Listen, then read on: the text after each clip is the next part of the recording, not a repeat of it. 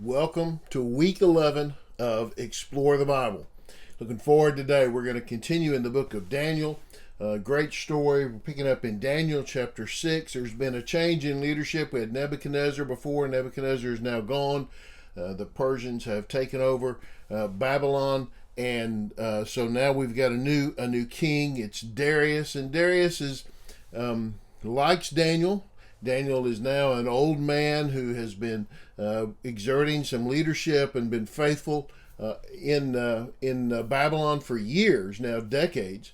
And yet there are some that are jealous. There are some that don't like that, and so they convince Darius that he needs to create a law where everybody's got to bow and everybody's got to pronounce loyalty to him above anything else. And so we kind of pick this up in the middle of what's happened here. Is they have made this edict that the king has signed, and they really kissed up to the king in this deal when they did it, right? And he bought into it, because that's what, well, when we have somebody kiss up to us, and we have somebody that really tells us how wonderful, we just like what they say, and they butter us up, and then we'll fall into the trap. And that's what happened. Daniel didn't fall. When Daniel learned that the document had been signed, he went into his house. The windows in its upstairs room opened toward Jerusalem, and 3 times a day he got down on his knees, prayed, and gave thanks to his God, just as he had done before. Then these men went as a group and found Daniel petitioning and imploring his God. Okay, they set this up where you can't pray to anybody else, and because they know what Daniel's going to do. Daniel did what he did every day. And you have to think about, okay, he's been in exile. The Israelites have been in exile here for years and years, decades, 70 years about by the time this happens.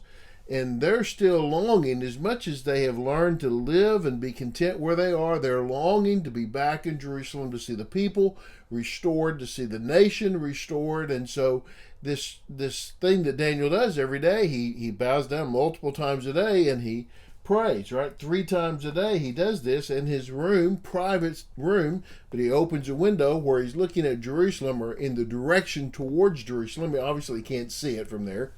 And he's praying and asking God for to do this work, right? He's giving thanks to God. And I like this. Just as he'd done before, he learned that this document had been signed.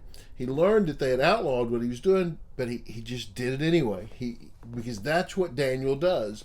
He's not going to allow an edict from anyone, especially not from the king, to change what he does in his commitment that he's made to the Lord. He doesn't flaunt it.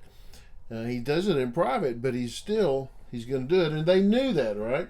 They go as a group and they found him petitioning and imploring God. They found him praying because they knew that's what he would do, and they're trying to get rid of him.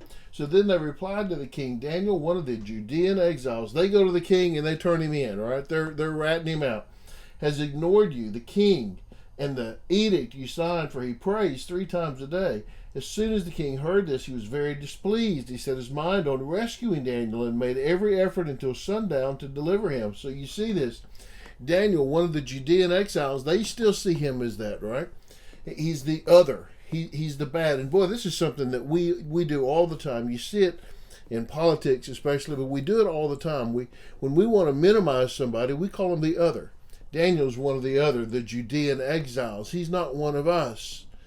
He's different, right? He's less than us. And even though he's lived there basically his entire life now, he's still one of them, right?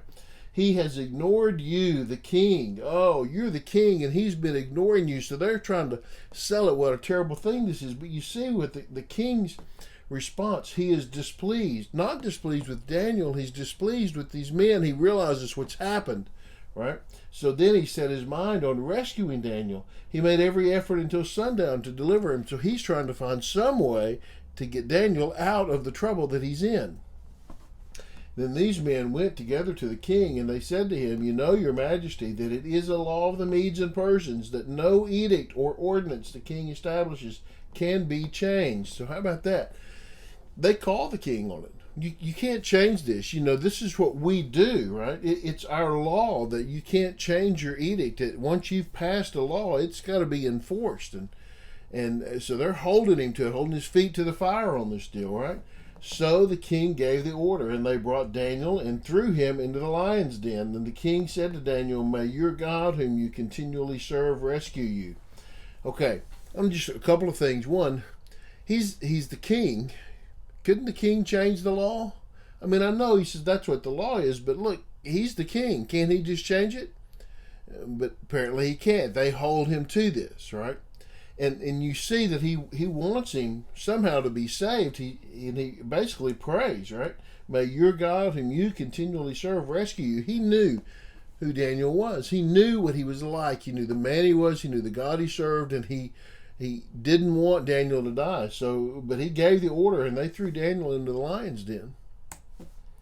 And a stone was brought and placed over the mouth of the den. And the king sealed it with his own signet ring and with the signet rings of his nobles, so that nothing in regard to Daniel could be changed. And then the king went to his palace, and he spent the night fasting. No diversions were brought to him. He could not sleep. You see again here, the king's crying out. He spent his night fasting and praying, I assume, for Daniel to survive where he is. He understands what's happened. He doesn't like it. He feels boxed in. He was trapped, and they laid the trap for the king as much as for Daniel, and now Daniel's in a lion's den all night long. Door is sealed. He's not going to be able to get out.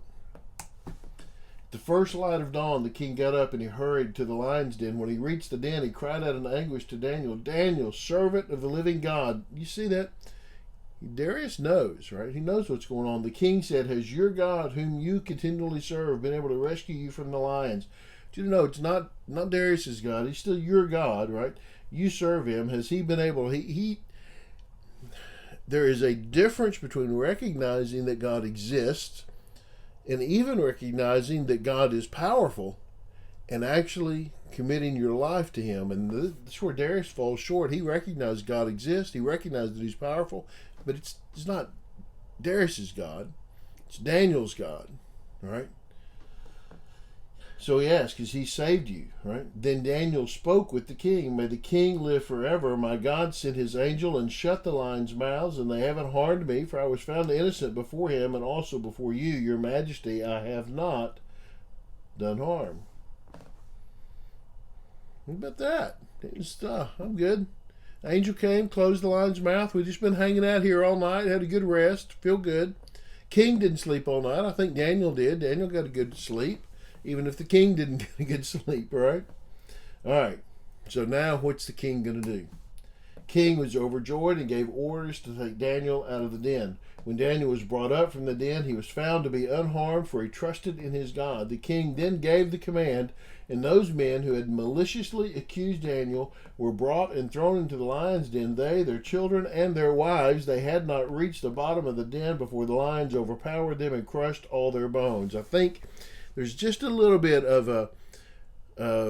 in this. It wasn't that the lions weren't hungry, or that the lions were incapable of eating the flesh of a human. It was that God had shut their mouths. The Lord had saved them. That's what happened here. Because as soon as these other people are thrown in, man, immediately they are eaten, right? They're taken down. Okay, so you see, he's overjoyed. He saves Daniel out, gets Daniel out, and then immediately he issues a command, and all those men and their families. Now, so why were their families? Why their kids? Why their wives? Were they in on this? I don't know. I don't think we have to say yes, they were. Oftentimes, innocent people suffer because of the actions of those who are not innocent. The devious, the deceitful, the malicious, they often cause trouble not only for their own lives, but for their friends and their family. Often, it's not unique to Old Testament times for this to happen, right? This is not something that happened that you'd never would have thought could have happened. Certainly, it happens, and they suffered as well. See, when we decide to be deceitful against the Lord, we endanger not only our own lives, but we endanger the lives of our friends and our family. But notice this, that when you decide to trust the Lord, and we see this a couple of times, we've seen it with Shadrach, Meshach, and Abednego, when you decide to trust the Lord, sometimes the Lord will deliver you out of that peril. Right? So trust Him. And that's what Daniel does. Daniel trusts Him completely. Daniel is committed to the Lord, knowing what the consequences might be. He's not going to back off his commitment to the Lord. And boy, here's the challenge for us, isn't it? To be willing to say, Lord, I will trust you no matter what, even when I know that bad things may happen, that bad people have evil intent. Even then, I will trust the Lord and let Him work out whatever happens. And whatever happens, I will be content with that. That's trust. When we say, Lord, whatever you want to do, however it works out, I will be content with you. That's the challenge. That's the challenge of trust, of real faith in Him. Hey, thanks for watching today. I hope this has helped you. Thanks for teaching. I really appreciate all of you that are teaching and studying God's Word. May He bless you. Subscribe to our channel. Like, comment on the video. Let me know how it's helping you. We'll see you next time.